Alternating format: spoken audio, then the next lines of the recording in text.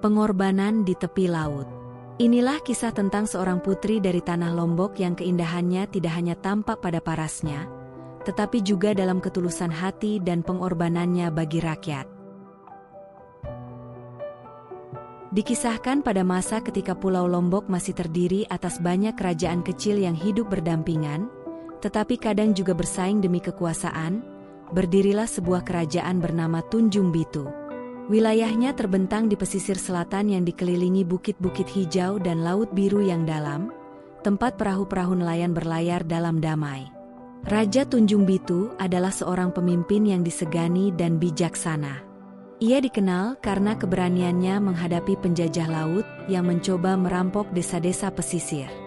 Bersama permaisurinya yang lemah lembut dan arif, mereka dikaruniai seorang anak perempuan yang kelahirannya dirayakan seluruh negeri.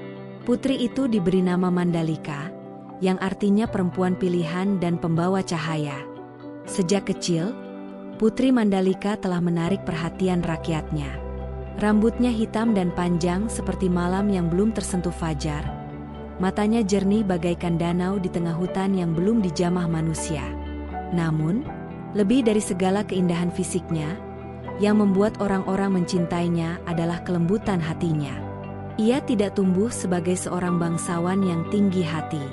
Ia turun ke pasar, membantu para petani saat panen, dan ikut menenun bersama para perempuan di desa.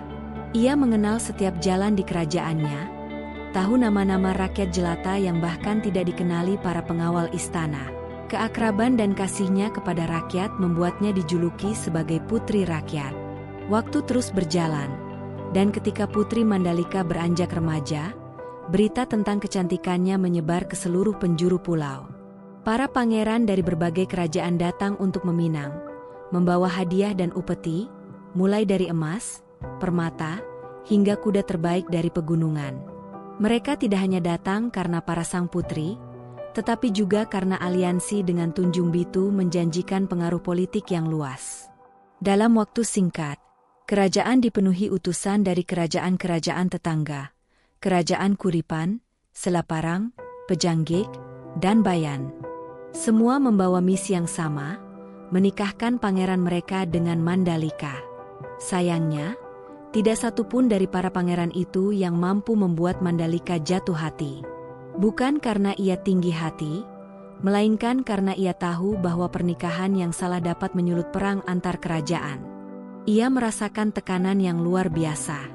Tidak hanya dari ayahandanya yang mulai dihimpit pertimbangan politik, tetapi juga dari para penasihat kerajaan yang menyarankan agar ia segera memilih pasangan. Bila tidak, perang bisa pecah. Ketika musim tanam berganti musim panen, dan waktu terus berjalan, para pangeran yang ditolak tidak lagi menunggu dengan tenang. Mereka mulai mengerahkan pasukan, masing-masing merasa bahwa merekalah yang paling berhak atas tangan sang putri. Tunjung Bitu dalam sekejap berada di ujung perpecahan. Wilayah perbatasan mulai dikuasai oleh prajurit asing, dan rakyat hidup dalam ketakutan.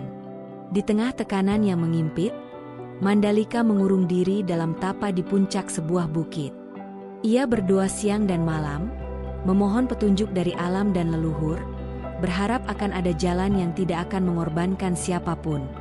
Saat malam mencapai puncak ketenangannya, dan hanya suara ombak dari kejauhan yang terdengar, Mandalika turun dari pertapaan dengan wajah tenang. Ia telah menemukan jawaban yang tidak akan pernah diduga siapapun. Pagi itu, saat langit mulai memerah oleh cahaya fajar, Mandalika memanggil seluruh rakyat ke pantai seger, tempat yang suci bagi masyarakat pesisir. Laut pagi masih menyimpan embun, dan angin membawa kabar sunyi.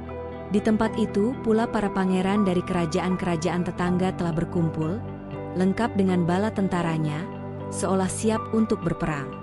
Tetapi kehadiran sang putri membuat semua menjadi diam. Ia mengenakan pakaian adat lengkap, hiasan bunga menghiasi rambutnya, dan matanya menyapu semua yang hadir dengan tenang. Ia berdiri di atas batu karang yang menjorok ke laut, dan mulai mengucapkan pernyataan bahwa ia mencintai semua rakyatnya, mencintai tanah tempatnya dilahirkan, mencintai kedamaian lebih dari kekuasaan. Ia tidak ingin darah tertumpah karena dirinya. Dan karena itulah, Ia memilih jalan yang berat, melepaskan dirinya dari kehidupan dunia. Sebelum siapapun bisa menghalangi, Putri Mandalika melompat dari karang dan menghilang ke dalam gelombang. Laut menjadi saksi dari keputusan yang tidak terduga. Rakyat yang menyaksikan hanya bisa menangis. Para pangeran terdiam, seolah kesombongan dan ambisi mereka luruh bersama air laut. Hari itu, langit seolah berduka, mendung menggantung meski belum waktunya hujan. Tubuh Mandalika tidak pernah ditemukan. Namun, sejak saat itu, setiap tahun, saat waktu bergulir ke bulan purnama di musim tertentu, laut di Pantai Seger akan mengeluarkan sejenis cacing laut berwarna kemerahan. Masyarakat menyebutnya nyale. Cacing-cacing itu dipercaya sebagai perwujudan dari Putri Mandalika, yang kembali menyapa rakyatnya dalam bentuk lain, bentuk yang lebih sederhana, tapi menyatu dengan alam.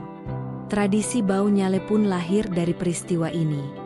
Rakyat berkumpul di tepi pantai menjelang subuh, membawa obor dan alat tangkap sederhana, menyambut nyale dengan doa dan harapan. Mereka percaya, menangkap nyale berarti menyentuh berkah dari pengorbanan sang putri. Nyale tidak hanya dianggap sebagai simbol keberuntungan, tetapi juga pengingat bahwa pemimpin sejati adalah mereka yang rela berkorban demi orang banyak.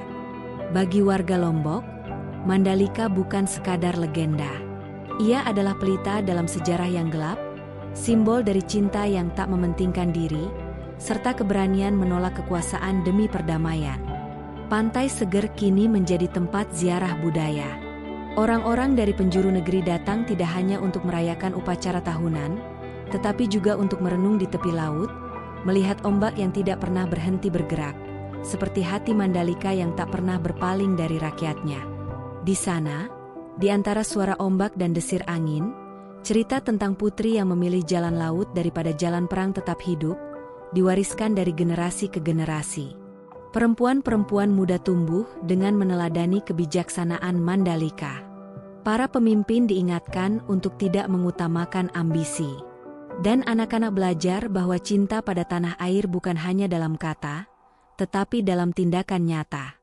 Waktu boleh berlalu, kerajaan boleh berganti, tetapi nama Mandalika tetap bertahan. Ia tidak tenggelam bersama ombak.